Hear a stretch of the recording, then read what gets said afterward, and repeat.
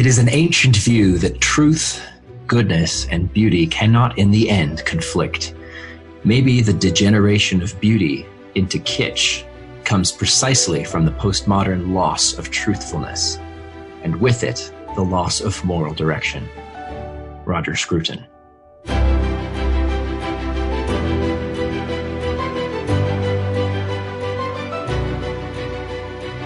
This is the Redeemed Imagination Podcast, a podcast of the Anselm Society on re-enchanting the church.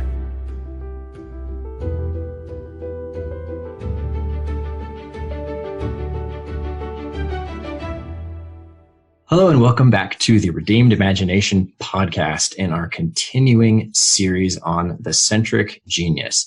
Before we begin, I want to loop you in a little bit in case you missed my explanation earlier on the podcast, a little explanation of what it is that we are doing. We're trying something a little bit different this spring between now and our Imagination Redeemed conference in April. We're going to be doing a series on something we call the Centric genius. More on that in a second. But it's part of a larger project that we're doing. The mission of the Anselm Society is a renaissance of the Christian imagination. Now, the funny thing about a mission statement that bold, that big, and that short is that every word in that mission statement has great significance. And when we say Renaissance, we mean something specific. When we say Christian, we mean something specific. And when we say imagination, we mean something specific. So this spring, we're going to look at Renaissance. This summer, we're going to look at Christian. And this fall, we're going to look at imagination. We're not simply going to spend a ton of podcast episodes talking about a single word. What we are going to do is take that word, unpack it a bit, and delve into something related to it that we think is worth exploring. So the spring or winter-spring portion here is going to be on Renaissance, a word that means rebirth. And this is perfect because we are leading up to April 24th and 25th, our Imagination Redeemed conference. By the way, tickets for that are going really fast. So buy yours now. If you're coming from out of town, make your travel plans. We're going to be having a ton of fun conversations at the conference that are going to pick up right where this content series leaves off. We're going to be delving into a ton of our favorite stories, favorite pieces of art. We're going to talk about Silver Chair. We're going to talk about Middle Earth. We're going to talk about George MacDonald. And we're going to talk about the connective tissue between all of those favorite stories. What is it that makes us love those stories so much? Those specific stories. What ties them together? What connects them with the great story? And how does the great story connect to our lives? So to tee that up, we're going to spend some time on this idea of Renaissance. The reason that we use the word Renaissance in the Anselm Society is that we think when we talk about a Christian imagination, a well-orbed, fully orbed, robust thing, we think we're talking about something that has in fact existed before and can exist again. That does not mean we've got a favorite time period between 1143 and 1220 AD that we are desperately hoping to copy and paste onto 21st century America. What that means is that we think that we're not, as moderns, we are not the best at everything that has ever been done. There are things to be learned from what artists have done well in the past that they're not quite so good at now, what the church has done well in the past that it's not quite so good at now. And one of the things that the church used to do a bit better than it does now is minister to artists and minister through artists. We've got a vision, an assumption in modernity that the artist is supposed to be an eccentric genius. Supposed to be an oddball, supposed to be a loner, supposed to be at the fringes of society, lonely, misunderstood, and commenting on society from its margins, from a position of alienation. A lot of artists struggle with what they feel to be this reality, and other artists, frankly, see it as a bit of a heroic ideal. almost something to aspire to, not because they want to be lonely and misunderstood, but because the loneliness and the position of feeling misunderstood is part of the badge of honor, part of what shows that they are, in fact, an artist. It wasn't always that way. It's a relatively recent invention, the notion that an artist is supposed to be so divorced from everything that he or she wants most in life, that everyone wants most in life: community, relationship, love, understanding. So we've gotten together today. I'm here with Ensemble board members Lancia Smith and Heidi White, and we're going to talk about an alternative vision. And that vision we're terming, for obvious reasons, not the eccentric genius, the decentered genius, but the centric genius. Mm-hmm. So welcome to both of you. Thanks, Brian. It's good to be here. Thanks, Brian. Thanks for hanging in there with my monologue. That was great. Well, let's just start by unpacking a little bit what we mean when we say centric genius. As I discovered in writing the blog post with which we kicked off the series, there are a ton of different angles that you can take on it. We're actually going to be looking over the course of this series across our Belief to See podcast, our Redeemed Imagination podcast, and our blog on the website. We're going to be looking at all kinds of different angles. We're going to be telling stories. We're going to be looking at in history. We're going to be looking at the present. Just trying to encapsulate all of that in one piece was a lot harder than I expected it to be. What comes to your minds when you think of the term centric genius? I'll take a stab at that. Have y'all seen the new Little Women yet? Yes. Not yet. So it's great. It's great. And one of the reasons that it's so good is that the angle that the director takes with it, which I think is lovely, is as it explores art and the voice of these young women, particularly Jo. Throughout the story, which is just beautifully woven together, that one of the conclusions, and this isn't giving away too much, that the story seems to arrive at is that Jo, as an artist, as a writer, as a voice, is a product of her people. Her art is inextricably tied to the experiences of her life, which those experiences are inextricably tied to the people that love her and that she loves. And that the implication of that is that she wouldn't be the artist she is without those people, that we are formed by our community, and that formation leads to the goodness, whether it's moral goodness or aesthetic goodness of the art that we offer to the world. So the idea of an artist divorced from society, isolated from relationship with loving people, who doesn't know how to love and be loved by the church, means that that's going to become a part of their art. So I think when we're talking about the idea of eccentric or removed from center versus the centered or centric genius, that's a lot of what we're talking about, is those ties, those bonds that people have, that artists have with each other, with the people in their lives, that forms their art. I'd piggyback on that a little bit too, simply to say that one of the things I thought that Little Women does beautifully, very much in context of this idea about Jo, and the same could be said also for Amy. Really, yeah, that's true. Is that a lot of what they portray in how it unfolded actually was almost a redefining of community itself. Because when I hear the word community, and I think this is true for a lot of moderns, that we hear it used almost like a geographical net, that on the news, it talks about, there's a fire that's been going on and it's affected everything in your community. Or, there's a community drive, and we're collecting coats for people who are in need. But when community is used like that as a term, it's actually not very personal. And to use it in a geographic sense is to make it very impersonal, really. What every artist needs, like every human being of any inclination, is to live in common. That's what common unity is, community.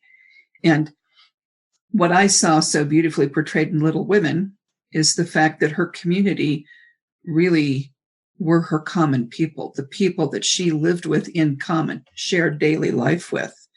And it affected the root system that Amy paints out of. Mm-hmm. And it created the art that Marmee made of their lives. I mean, you could look at her as an artist too and say that she was painting, but on a different kind of a canvas. And certainly Joe, is wrestling with, what's the point, what's the point of writing if it doesn't tell the truth, if it isn't authentic? It's more than about making money. You got at a crucial point there, I think, because when we talk about, so when we say centric genius, what do we mean? We don't mean conformist per se. We don't mean you have to make this list of everything that you are and anything that you think you are and anything that you like. Oh, well, going against that must be right because it hurts. It feels wrong. That's not quite what we mean. We mean that you understand who you are in relation to a center. Mm-hmm. And in ancient context, that was understood in the sense of, well, God is the center. And then you've got the church as a sort of a concentric circle closest to that. And you can kind of work your way out from there towards what you might call the fringes, more towards chaos, rather than living willingly in the chaos. There is a sense that whoever I am, whoever God has called me to be, it is in relation to that center and it is in the service of the center. And one of the things that you lose if you get away from that I heard towards the end of what you were just saying, Lancia, is the moral element. As an artist, as a Christian artist, you actually don't have the luxury of saying, oh, I'm a terrible person, but I'm a great artist. Mm-hmm. We've talked about that from a different context on this podcast. Mm-hmm. We've talked about the fact that bad people can give birth to good children and that's true for art as well. However, if you're the artist, if you're the one making the choices, you don't actually get to quit on that side of it. I'm going to give up on being a parent. I'm going to give up on being a spouse. I'm going to give up on being a productive member of a society. And I'm just going to paint. That is kind of the heroic ideal, though, in our culture, isn't it? You're seen as, if you abandon all of those things and pursue a dream, that's supposed to be something heroic. Right. Well, and that comes from the Romantic tradition, capital R, Romantic, the 18th century movement within the arts, in which there was a shift away from the idea that art expresses something beyond itself. Art comes from something, as you just beautifully said. There's a center, right? There's something to draw from. And to the extent that the artist expresses that thing, they are successful as an artist. Their art is good or bad.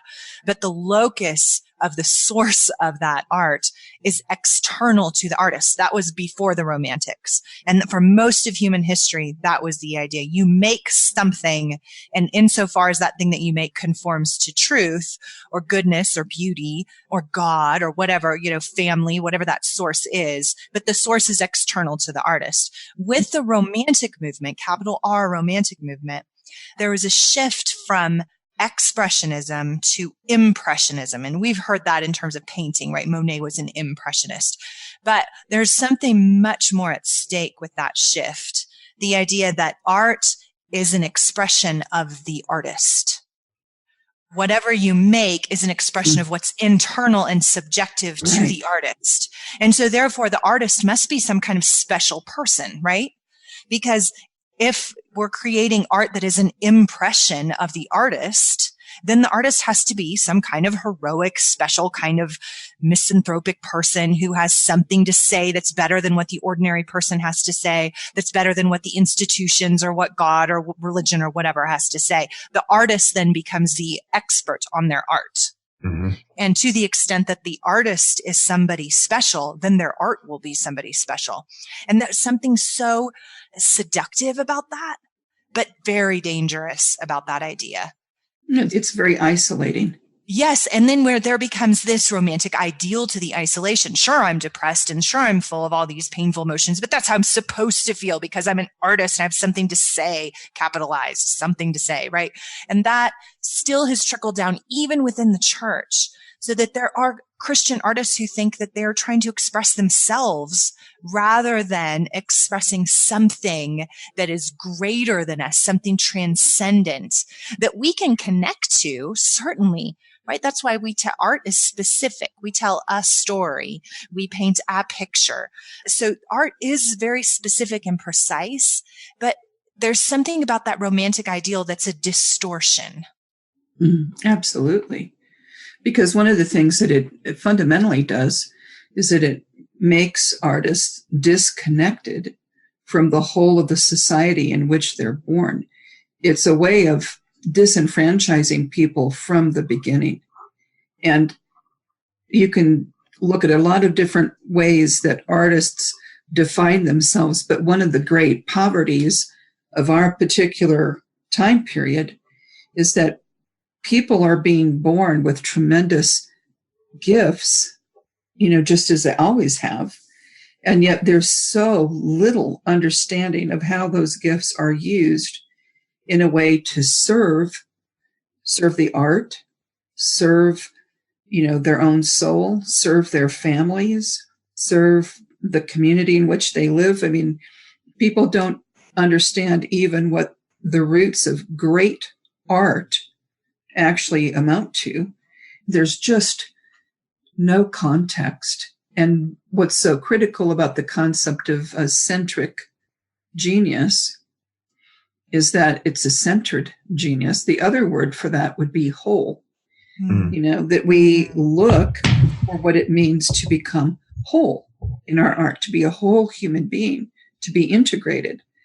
And you cannot become a human doing in the sense that I am a painter or I am a photographer and therefore, or I'm a writer or a singer or actress or dancer, whatever the artistic discipline is. If you become just the thing that is your discipline of your art, then you're no longer really a whole person. You still have to eat and, sleep and, live with a spouse or children or, family and dogs, and you still have to make a living. All those things make up a whole life. And one of the things that I think is so critical in all this is just being able to redefine what it means to be successful as a whole person who happens to also be an artist.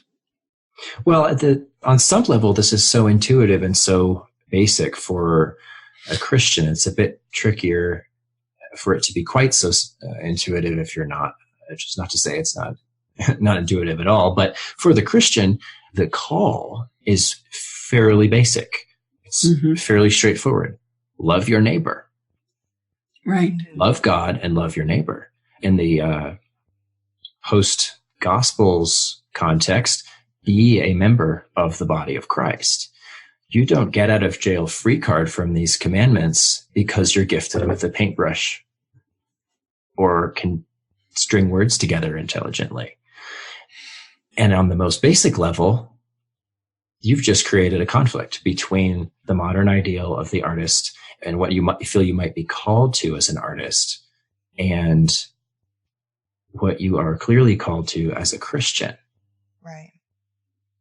And that's a challenging thing to deal with. And that's why we see actually in the guild a profound, in artists, and not just in our arts guild, but in the community that we work in as a whole, we see a profound discomfort with the term Christian artist. And part of that is because it's been used to describe a certain industry-driven subset of art that's very preachy and moralistic. But I think also it's because there's an instinctive discomfort with putting those two words together. it's hard to know what to do with them when you put them together. So what most of the artists end up doing is they end up saying, well, I'm not a Christian artist. I'm an artist who is a Christian. And the question that they are then wrestling with is, how do I bring those two things together? Right. Brian, can you talk a little more about that? What is it that the artists in the guild that you're working with, what are they resisting with that particular phrase, Christian artist?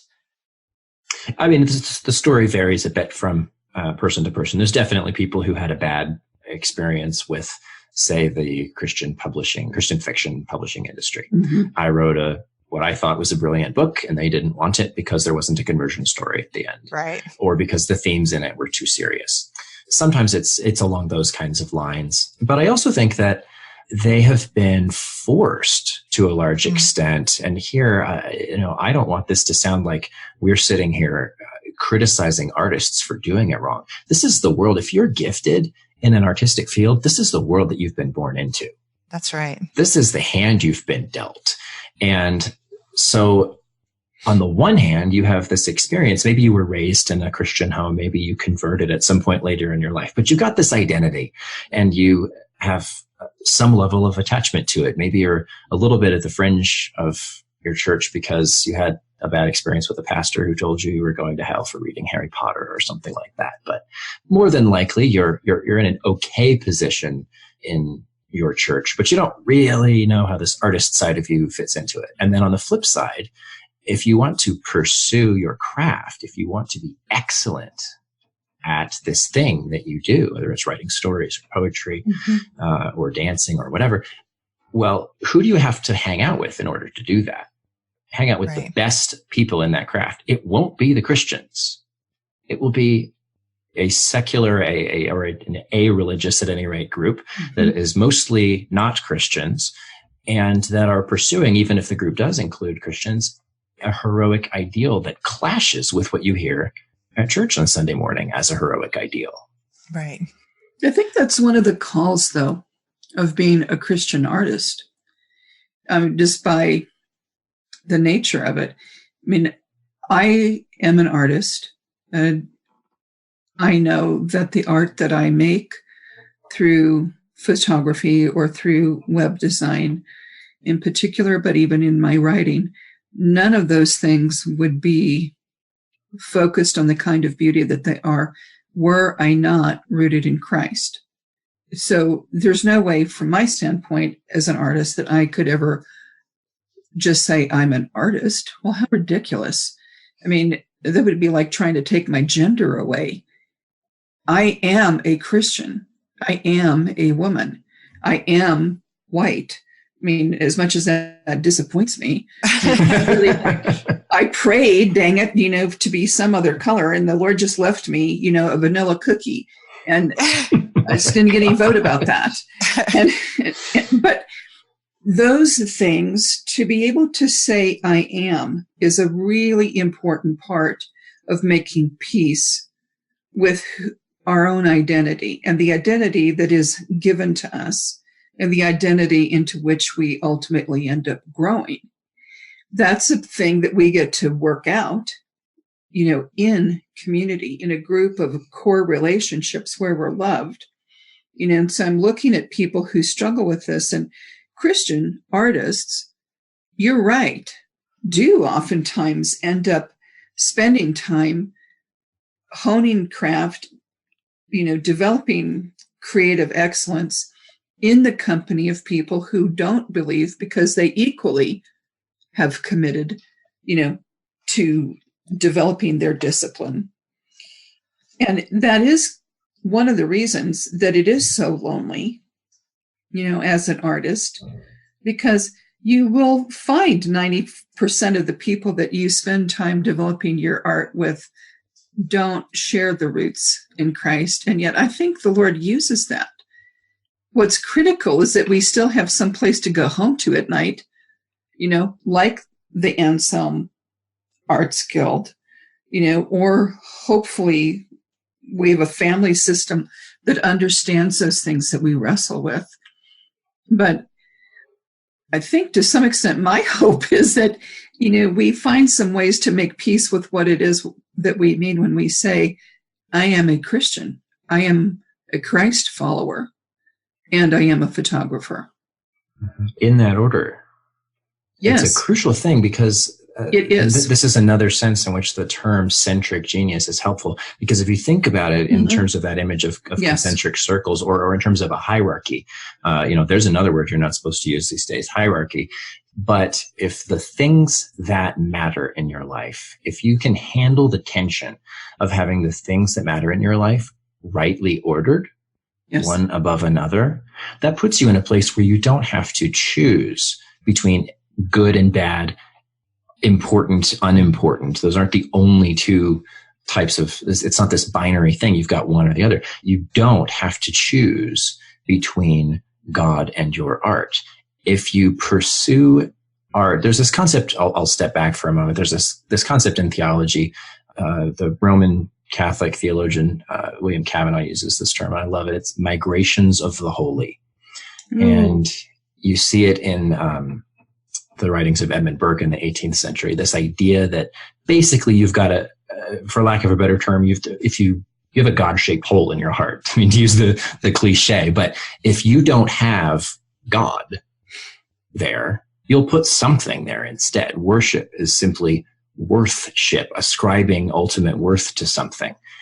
And art is for many an alternative religion, because it is semi-transcendent. It does connect you with something bigger. I mean, there's a reason the Anselm Society exists, because we think art does serve an incredibly important function in allowing us to see beyond the material.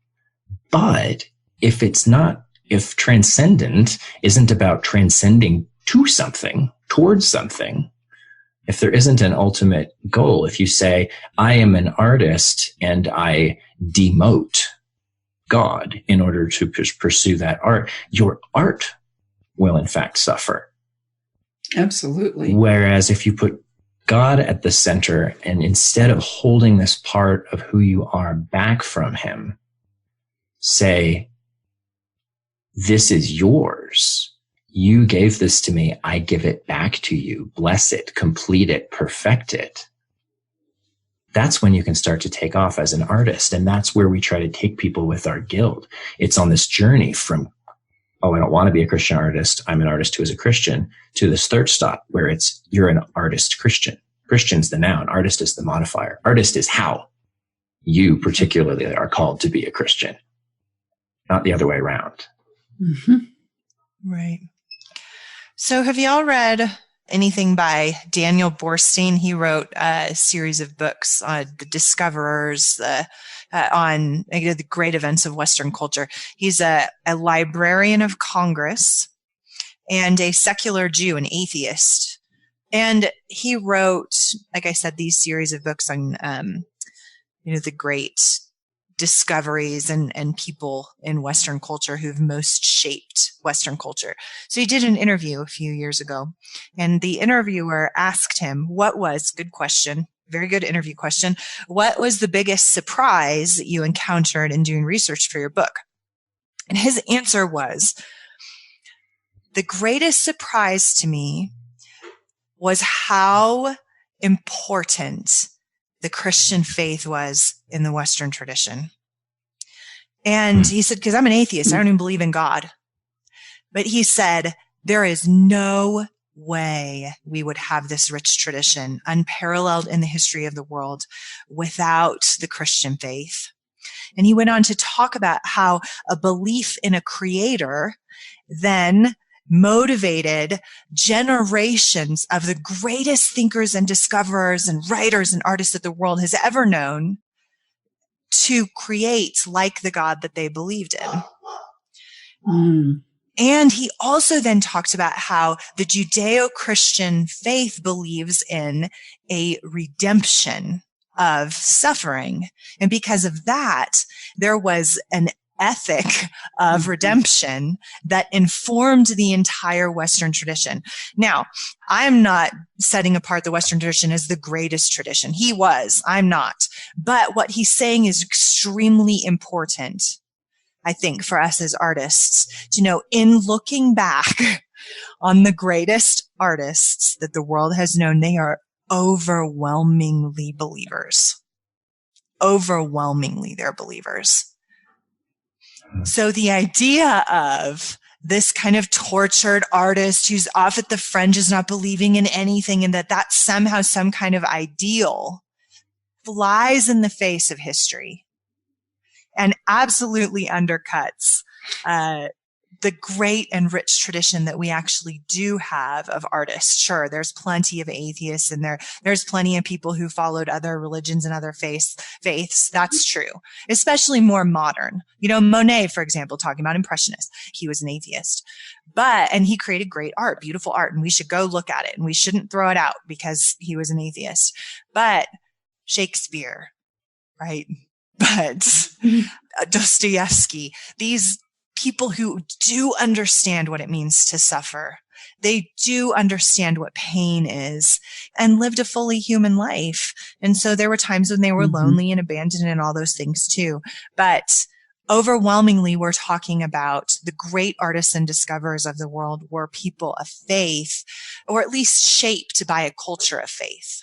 That's just very important to talk about what it means to be shaped by a culture of faith, because it is absolutely true that people who've created some of the art that defines who we are may not have been, devout people, but their moral structure and their sense of the context of worldview was framed, like it or not, by a Christian worldview, a theistic worldview, and understanding that mindset, whether it's the medieval mindset or whether it was later mindsets, we can watch the unraveling of the identity of artists and really the deconstruction of the identity of what it means to be an artist, as we look at the growth of the Enlightenment, which I've always found to be the most ironic of names, because it was the least enlightened, in that respect, and the further that artists are talked about in context of being removed from being human, because really that's what we're talking about, the more unsuccessful they become in having, lives that are meaningful and sustainable for themselves, but also the art that they produce becomes increasingly deconstructionist. It doesn't give life to people. It deconstructs it. I mean, what happens when you're dissecting something in science, you're not making it come back alive. You're taking it apart so that it's dead. I mean, it may be dead when you're dissecting it, but it isn't for the purpose of reinfusing it with life. And when you look at a lot of modern art, in particular, of every spectrum, it is not with the intention of restoring life or imbuing the viewer or the listener with courage or with hope or with dignity. It's very self-centric, which ultimately becomes a form of dying. Right. That's T.S. Eliot called it fragments, right? Fragments that we shore against our ruin. And this idea that we go out and kind of salvage these fragments and then we build ourselves a little barricade using those fragments against the encroaching darkness of the world. And that's a very bleak way of viewing the role of the artist. And frankly, it's a caving in to the encroaching darkness, right? As artists, we, as you say, to be emboldened by virtue, for goodness, truth, and beauty to be woven into. That doesn't mean that we avoid the darkness, because we have to tell the truth about the darkness, right? That's part of creating art. We tell the truth about the darkness. We name it. You talked earlier about the owning of I am, right? One of the artist's great vocations is to name things. Amen. And so we have to name darkness as well as light. And so I think so much as what, Brian, as you were talking about earlier, of the resistance to the idea of being a Christian artist is somehow this fear that we can't tell the truth anymore. We're not given the ability to say and to name the darkness in our art, and to let our art be haunted by the fall. And one of the things I love about Anselm and about so many of the artists who are doing work in Anselm, and the art that we study and we look at and behold in Anselm, because artists who are naming the dark, who are saying, this is a hard place to live. The world is a fallen place, and here's some ways in which it's fallen. And you portray that. And then also tell the rest of the story, right? Tell the story of redemption. Tell the story of how we are given back our name and restored to relationship and with God and with each other, which again goes back to that's something we have to live out ourselves. We have to know what it means to be restored with ourselves, with our God, and with each other, and with the church. And then we can tell that whole story. That's well said. And it's, I think, a crucial thing to note that we're not saying in all of this is try harder, stupid. That's right. And we're not saying, oh, this is, God, this is so easy. Why didn't you notice this? You couldn't possibly be in as bad a situation as you think you are. We're not saying any of those things. No, we need you. On the contrary, what we want to be able to do in this, as a society as a whole, and particularly over the next few months, is give you an alternative narrative to live into, give you alternative heroes, alternative images. We are actually going to tell you the stories of churches that did a better job loving their artists and welcoming them in. We're going to tell you the stories of artists who, because they offered what they had to God, even though they suffered, they did not ultimately have to choose between being beloved of God and beloved of their craft. They did not have to choose because they chose rightly. And when they did, God gave everything back to them, blessed and renewed. So I think what we want to be able to show through this continuing conversation is a number of different things. We want you as artists, as friends of artists, as church-going Christians, we want our listeners to be able to engage with the questions of where they fit into all of this, get a different picture of what things could be like. Mm-hmm. And for the artist, what is my relationship to truth? How does that work? How does that play out in my craft? What's my relationship to authority, to restriction, to the kinds of things that as an artist I'm told I'm not supposed to like, but as a Christian I'm told I'm supposed to accept and even love? Right.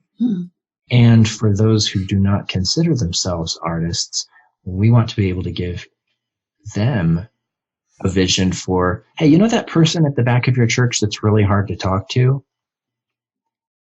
You don't get to skip loving God and loving your neighbor either. You don't get to go, oh, well, they're hard to talk to. I asked them about what they did, and they said I was a painter, and I didn't know what to ask next. So I made an excuse and left. The non-artists, the quote-unquote normal people, are not, in fact, off the hook. Mm-hmm. So in our next episode, we are going to continue the conversation and focus a bit on that other side of it. We cannot possibly answer everything that comes to the artist side of it in one podcast, and we're not going to try to do the same with the community around the artist side of it either, but we want to be able to introduce you to our listeners some ideas and some alternative questions to start asking that you can continue to ask over the course of this winter and spring with us. So we will see you next time.